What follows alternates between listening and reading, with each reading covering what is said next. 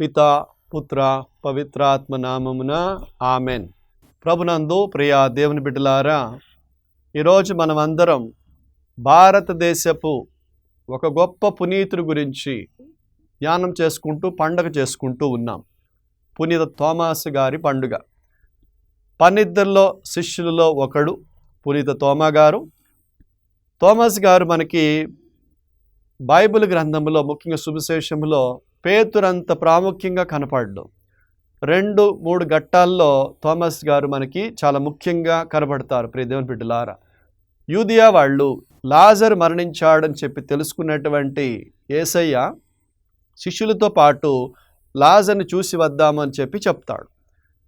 అప్పటికే ఒకసారి యూదియా వాళ్ళు యేసుక్రీస్తుని రాళ్లతో కొట్టాలని చెప్పి ప్రయత్నం చేస్తారు. ఇది శిష్యులు గుర్తు చేస్తారు. వాళ్ళు ఒకసారి మిమ్మల్ని రాళ్లతో కొట్టాలనుకుంటున్నారు, ఇప్పుడు వెళతారా అంటే, అప్పుడు తోమా యోహాను సువార్త 11వ అధ్యాయం 16వ వచనంలో తోమా చెప్పిన మాట, వెళదము రండు, ఆయనతో పాటు మనం చనిపోవుదము. ప్రగాఢ విశ్వాసం ఉన్నవాడు తోమా. ప్రాణం లెక్క చేయకుండా యేసుని వెంబడించిన వాడు పునీత తోమాస్ గారు. ప్రియ దేవుని బిడ్డలారా, ఆ తర్వాత ప్రియ దేవుని బిడ్డలారా, యేసుక్రీస్తు నా తండ్రి గృహమున అనేక నివాస స్థలములు ఉన్నవి, నేను వెళ్ళి మీకు ఒక నివాస స్థానమును ఏర్పరిచి వచ్చేదను అని చెప్పినప్పుడు తోమా గారు పునీత యోహాను గారు రాసిన సువార్తలో 14వ అధ్యాయం 5-6 వచనాలు చూస్తే తోమా గారు అంటారు, మీరు వెళ్ళు స్థలం ఏదో మాకు తెలియదు, మార్గం ఎట్లు తెలియను అని చెప్పి ప్రశ్నించేది కూడా తోమా గారే. అక్కడ ప్రభువు నేనే మార్గమును సత్యమును జీవమును అని చెప్పి ప్రభు సెలవివ్వటాన్ని మనం గ్రహిస్తాం. ఈరోజు మనం గమనిస్తే ప్రియ దేవుని బిడ్డలారా, తోమా యేసుక్రీస్తు పునరుత్థానం పొందిన తర్వాత శిష్యులను దర్శించినప్పుడు తోమా అక్కడ లేడు. అని తర్వాత వచ్చి తోమా ఉన్నప్పుడు ప్రభు మళ్ళీ దర్శిస్తాడు 8 రోజుల తర్వాత. తోమా వచ్చినప్పుడు మేము ప్రభువును చూచాము అని చెప్పి తోమాకి చెబితే తోమా నమ్మల. దీన్ని పట్టుకొని మనం తోమా అవిశ్వాసం అన్నట్లుగా మాట్లాడతాం. ప్రియ దేవుని బిడ్డలారా, తోమా అప్పుడు ఆయన చేతులలోని నా చేయి పెట్టి చీలల గంటలు చూచి అందు నా వ్రేలు పెట్టి ఆయన ప్రక్కలో నేను చేయి ఉంచినే తప్ప విశ్వసింపను అని చెప్పి అంటాడు. ఎందుకు అన్నాడు తోమా గారు ఆ విధంగా అంటే మనం అందరం గ్రహించాలి. యూదుల కాలంలో ఎవరైనా మరణిస్తే వెంటనే ఆ శరీరాలను లేనిపోని చెడు శక్తుల కోసం ఆ శరీరాలను వినియోగించుకునేవాళ్ళు. కాబట్టి ఆ చెడు శక్తుల కోసం అమ్ముకునేవాడు శరీరాలను. యేసుప్రభు విషయం కూడా అదే విషయాన్ని ఆయన మీద నింద మోపారు, శిష్యులు బట్టి ఎత్తుకెళ్ళిపోయారు అని చెప్పి. మగ్దలా మరియమ్మ కూడా ఎప్పుడైతే యేసుక్రీస్తు పునరుత్థానం పొందిన తర్వాత ఆయన శరీరం అక్కడ కనపడలేదో వెతుకుతున్నప్పుడు అక్కడ యేసుక్రీస్తు వచ్చి మరియమ్మ అని చెప్పి పిలిచినప్పుడు ఆయన తోటమాలి అనుకుంటుంది మగ్దలా మరియమ్మ.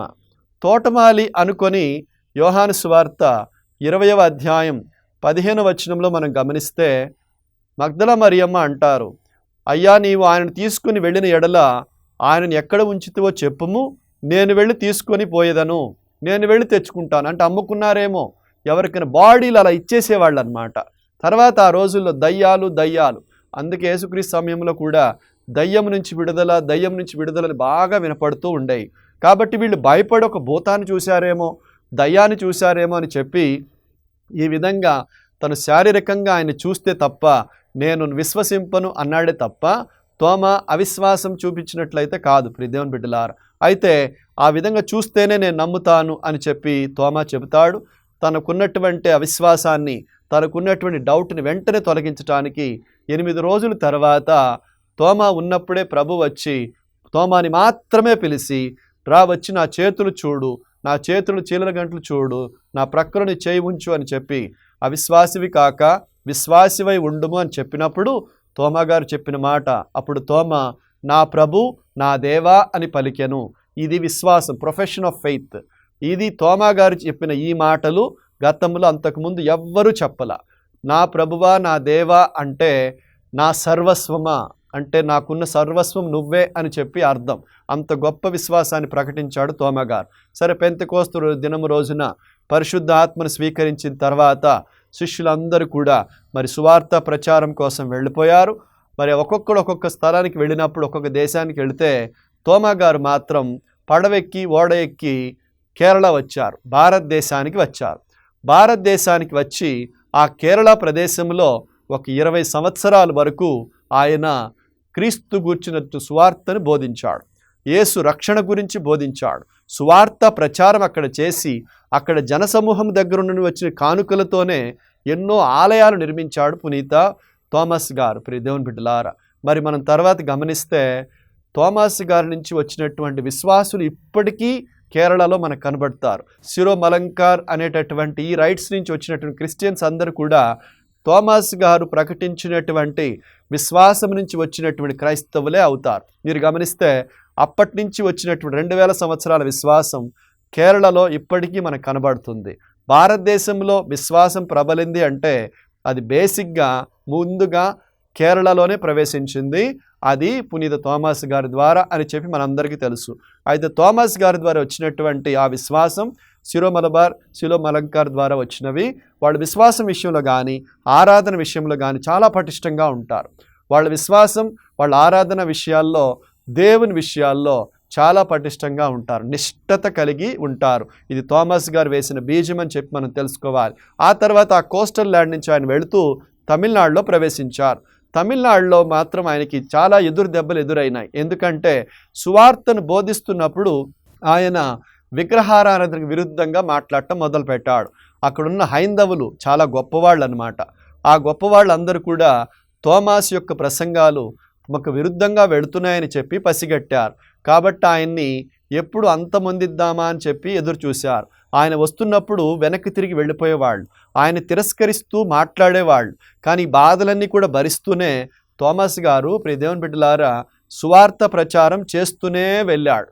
ప్రార్థన చేసుకుంటూ దేవుని మీద తన భారం వేసి దేవుని సువార్తను ప్రకటిస్తూనే వెళ్ళాడు. క్రీస్తు శకం 72వ సంవత్సరంలో ఒక పైన కొండ ప్రాంతంలో ఆయన మోకరించి ప్రార్థన చేసుకుంటూ ఉన్నప్పుడు ఒక బల్లెముతో పొడిచి థోమస్ గారిని హతమార్చారు. రక్తము చిందిస్తూ థోమస్ గారు తన యొక్క తుది శ్వాస అక్కడే విడిచిపెట్టడం జరిగింది. వెళంగిని వెళ్తున్నప్పుడు చాలామంది థోమస్ మౌంట్ చర్చ్కి వెళ్తూ ఉంటారు. అక్కడ ఆయన చంపబడ్డటువంటి ప్రదేశం అది అని చెప్పి మనం తెలుసుకోవాలి. మొట్టమొదటిగా థోమస్ గారి యొక్క ఆ భౌతిక దేహాన్ని సెయింట్ థోమస్ కథీడ్రల్ లేకపోతే బసిలికా చెన్నైలో పెట్టడం జరిగింది. ఆ తర్వాత ఆయన యొక్క అస్థికలను చాలా ప్రదేశాలకు మార్చడం జరిగింది. మరి చూస్తే ఆ తర్వాత ఆయన అస్థికల్ని టర్కీకి తీసుకువెళ్ళారు, ఆయన అస్థికల్ని గ్రీస్ దేశానికి తీసుకువెళ్ళారు. ఇప్పుడు చివరికి ఇటలీలో ఓర్తోనా అనే ప్రదేశంలో ఆయన అస్థికల మీద ఒక పెద్ద పుణ్యక్షేత్రం కట్టబడింది. ప్రియ దేవుని బిడ్డలారా, పునీత పేతురు గారి యొక్క భౌతిక దేహం మీద రోమాపురంలో పునీత పేతురు గారి దేవాలయం కట్టబడితే, స్పెయిన్లో పునీత జేమ్స్ గారి యొక్క, యాకోబు గారి యొక్క అస్థికల మీద అక్కడ దేవాలయం కట్టబడితే, ఈ కేవలం మూడవది ఇదిగో థోమస్ గారి యొక్క అస్థికల మీద ఓర్తోనాలో ఇటలీలో ఈ పుణ్యక్షేత్రం కట్టబడింది. విశ్వాసంలో బలపడినటువంటి థోమా గారు ప్రభువును చూసిన తర్వాత నా ప్రభువా నా దేవా అని పలికినటువంటి థోమా గారు అదిగో తన జీవితాన్ని ప్రభువుకు సమర్పించారు. విశ్వాస బీజం నాటారు. ఈరోజు మరి ఆయన నాటినటువంటి ఆ బీజం కేరళలో, తమిళనాడులో కథోలిక విశ్వాసం ఎంత గొప్పదో మనకు నిరూపిస్తుంది.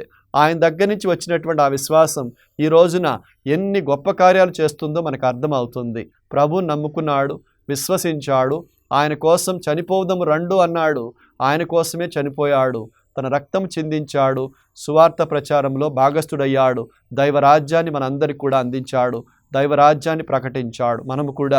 మనం ప్రభుతో చేతులు కలిపితే, సువార్తను ప్రకటించాలని ఆశపడితే మన దేవుడు మనల్ని వినియోగించుకుంటాడు. మనల్ని వినియోగించుకొని సువార్తని మన ద్వారా ఇతరులకు చాటి చెబుతాడు. అప్పుడు మన చుట్టూ ఉన్న ఆత్మలు కాపాడబడతాయి. చుట్టూ ఉన్న ప్రతి ఒక్కరు కూడా దేవుని విశ్వసించి తమ జీవితాన్ని ధన్యం చేసుకుంటారు. థోమస్ గారి ప్రార్థన సహాయమున మనలో ఉన్నటువంటి కథోలిక విశ్వాసం ఎల్లప్పుడూ అభివృద్ధి చెందాలని, దేవునిలో మన జీవితం ఎల్లప్పుడూ బలపడాలని తలల వంచి కళ్ళు మూసుకోనండి, చిన్న ప్రార్థన చేసుకుందాం. పరిశుద్ధుడా, ప్రేమగల మా తండ్రి, నీ పరిశుద్ధ నామమునకు స్తుతులు స్తోత్రం చెల్లించుకుంటున్నాము నాయన. ఈ రోజున ప్రభువా, మేమందరం కూడా పునీత థోమస్ గారి పండుగను జరుపుకుంటున్నాము నాయన. సువార్తను ప్రకటించడానికి, నీ యొక్క రాజ్యాన్ని ప్రకటించడానికి భారతదేశానికి వచ్చిన ఈ పునీతుడు తండ్రి తన యొక్క జీవితాన్ని వెచ్చించి సువార్త కొరకు తన జీవితాన్ని ప్రకటించున్నాడు తండ్రి, సువార్తను ప్రకటించున్నాడు ప్రభువా. మేము కూడా సువార్తను విశ్వసిస్తున్నాం ప్రభువా. వాక్యం ప్రకారం జీవిస్తూ ఆ విశ్వాసం కోసం మా జీవితాన్ని ప్రభువా ఎల్లప్పుడూ సమర్పించుకునే భాగ్యాన్ని మాకందరికి కూడా దయచేయండి తండ్రి. మా వంతు మేము కూడా నాయన సువార్త ప్రచారంలో భాగస్థులమయ్యే భాగ్యాన్ని మాకు దయచేయండి ప్రభువా. స్వార్థముతో కాకుండా, బిడియపడకుండా, నాయన భయపడకుండా నీ యొక్క రాజ్యాన్ని ప్రభువా మా యొక్క జీవితం ద్వారా, మా సాక్ష్యము ద్వారా అందరికీ చాటి చెప్పే భాగ్యాన్ని మాకందరికి కూడా దయచేయమని పునీత థామస్ గారి ప్రార్థన సహాయమున ఆ పేరు కలిగిన ప్రతి బిడ్డను కూడా మీరు దీవించి, ఆ పండుగను జరుపుకుంటున్న ప్రతి బిడ్డను కూడా ఆశీర్వదించి, ఈ సందేశం ఆలకిస్తున్న ప్రతి బిడ్డను కూడా తండ్రి పేరు పేరును ఆశీర్వదించి దీవించి కాచి కాపాడమని, మహిమ ఘనత ప్రాభం మీరే పొందమని యేసు పరిశుద్ధ నామమున అడిగి బ్రతిమాలి వేడుకొంచున్నాము తండ్రి. ఆమెన్.